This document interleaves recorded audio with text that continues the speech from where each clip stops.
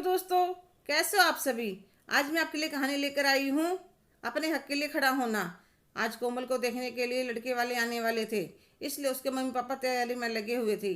थोड़ी देर बाद राजन अपने मम्मी पापा और छोटे भाई बहन के साथ कोमल को देखने आते हैं। राजन रिश्ते के लिए हाँ कर देता है। कोमल के पापा उससे पूछते हैं तो वह भी हाँ कर देती है। मैं एक स्कूल टीचर थी और राजन एक मल्टीनेशनल कंपनी में काम करते थे। रिश्ता होने के बाद एक दिन मेरे पापा ने अपने पास बिठाकर मुझे समझाया, बेटा तुम ससुराल जाने वाली हो, सबको खूब मान सम्मान देना और प्रेम से रहना, पर तुम यह मत समझना कि यह अब तुम्हारा घर नहीं रहेगा।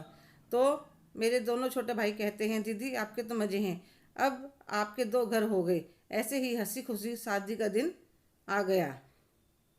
मैं और राजन प्यारे से बंधन में बंध गए और मैं ससुराल आ गई। फिर हम लोग हनीमून पर चले गए। पहली रसोई की रस्म के बाद मैंने घर की जिम्मेदारी संभाल ली थी। धीरे धीरे पूरे परिवार के स्वभाव को समझने लगी थी। ससुर जी सीधे साधे थे, सासू माँ उनके ऊपर पूरा दिन हावी रहती थी। नंद रानी स्कूल में पढ़ती थी और देवर जी कॉलेज जाते थे, पर दोनों बहुत ही तीखे स्वभाव के हैं। अपने बड़े भाई को भी उल्टा जवाब दे देते थे और सासू माँ उन्हें एक शब्द भी ना कहती। राजन अच्छे स्वभाव के इंसान थे, पर पता नहीं घर में सबसे दबते थे। उनकी पूरी सैलरी आते ही माँ ले लेती थी। एक दिन मुझे पता चला इनकी माँ तो इनको जन्म देते ही परलोक सुधार गई थी। जब यह 3 साल के थे तो पापा जी ने दूसरी शादी कर ली थी। नंद देवर उनके अपने बच्चे थे, पर यह अपनी माँ को पूरा सम्मान देते थे। एक दिन मैंने सब्जी बनाई तो पता नहीं कैसे हल्का सा नमक तेज हो गया। मैंने सबको साथ में दही दे दिया, सबने खा ली। देवर जी बाहर घूमने गए थे तो वे आधे घंटे के बाद आते, आकर कहते, भाभी खाना लगा तो बहुत भूख लगी है, क्या बनाया है। मटर पनीर बनाया, वाह मज़ा आ गया। मैंने प्लेट लगा कर दे दिया। फ्रिज में से ठंडा दही निकाल कर लाई। इतनी देर में उन्होंने एक बाइट खाना खा लिया। नमक इतना ज़्यादा तेज़ तो नहीं था, फिर भी मेरे कहने से पहले ही वह मेरे ऊपर चिल्लाने लगी। खाने की थाली ज़मीन पर फेंक दी। मैंने कहा, ऐसे खाने का अपमान नहीं करती। तो वह गुस्से में बोला, अब तुम सिखाओगी मुझे, अपनी औकात मत भूलो। और हाथ उठाने लगे तो मैंने वही पकड़ लिया और जोरदार थप्पड़ उनके गाल पर रसीद कर दिया। आवाज़ सुनकर माँ बेटी बाहर आई। पहले तो उन्होंने सोचा देवी जी ने मेरे ऊपर हाथ उठाया है, पर जब उनके गाल पर उंगलियों की छाप देखी तो दोनों माँ बेटी चिल्लाने लगी, तुम्हारी हिम्मत कैसे हुई। इतने में राजन और ससुर जी भी कमरे से बाहर आ गए। क्या हुआ राजन, तेरी पत्नी की हिम्मत कैसे हुई छोटे भाई को थप्पड़ मारने की। बोल, तेरी पत्नी को इसके पैरों में गिरकर इससे माफ़ी मांगेगी, तभी वह इस घर में रह सकते, नहीं तो मेरे घर से अभी जा सकते। राजन की हिम्मत नहीं होती अपनी माँ के सामने बोलने की। कहने लगी, कोमल माफ़ी मांग लो, तुम्हें छोटे के थप्पड़ नहीं मारना चाहिए था। तो मैंने कहा, क्यों, मैंने क्या गलती करी।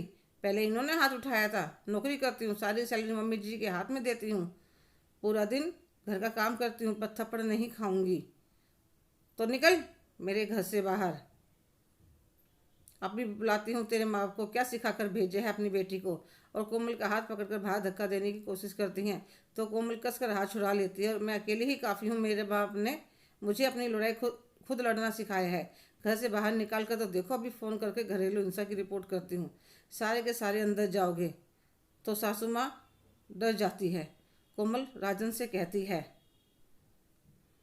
राजन मैंने तुमसे शादी करी है और मेरा साथ देना तुम्हारा फर्ज है।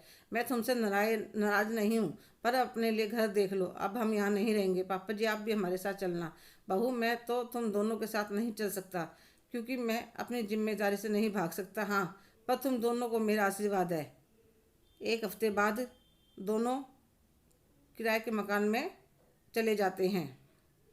सासू माँ ने राजन को रोकने की बहुत कोशिश करी कि वह किसी तरह रुक जाए, पर इस बार वे नहीं माने। सासू माँ को सारी तनख्वाह पर राज करने की आदत पड़ गई थी।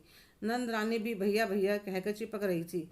बस ससुर जी खुश थे कि बेटा बहू अपनी नई गृहस्थी बसाने जा रहे हैं। धीरे धीरे राजन में भी आत्मविश्वास बढ़ता गया और हम दोनों कलेश से दूर जाकर अपने घर में बहुत खुश थे। हेलो दोस्तों, कैसे हो आप सभी।